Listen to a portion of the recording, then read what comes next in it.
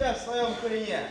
С добром ты нам пожаловал, аль с печалью? С добром. Да вы разрешите узнать, по какому же такому случаю-то собрались здесь? А собрались мы здесь, чтобы казачьи песни попеть, да обычаи вспомнить, чтобы они не канули в веках, а остались нашим детям да правнукам.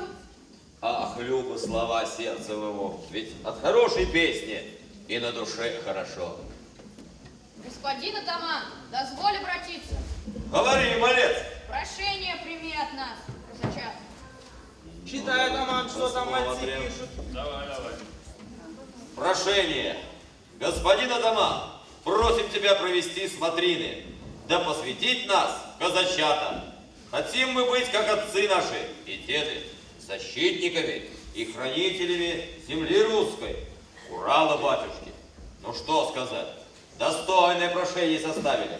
Ну а где же ребятишки, которые хотят казачатами-то стать? А ну, хозяин, зови их сюда. Мальцы, айда сюда.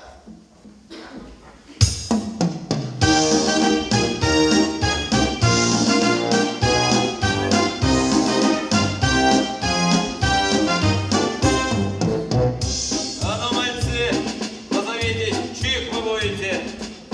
Я дочка Зака Владимира, Дарья. Я дочка Зака Николая, Ангелина.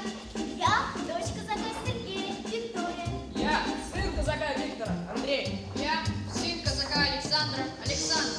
Я сын казака Максима, Богдан. Ну что, хороши. Гляньте-ка, казаки, какие у нас молодцы повырастали, красивые. Ну я так думаю, Стать что какая. надо устроить смотрины. Конечно, надо устроить. Надо же посмотреть, годятся ли они в казаки. Доросли ли они до казачьего звания и до умений. Правильно в народе говорят, самый лучший в сынах наших от родителей берется. Конечно. Уральские казаки завсегда могли народ потешить шуткой, прибауткой да хорошей песней. Ну а вы-то готовы нас повеселить? Завсегда готовы, господин атаман. Ну, молодцы. Но песню запевай.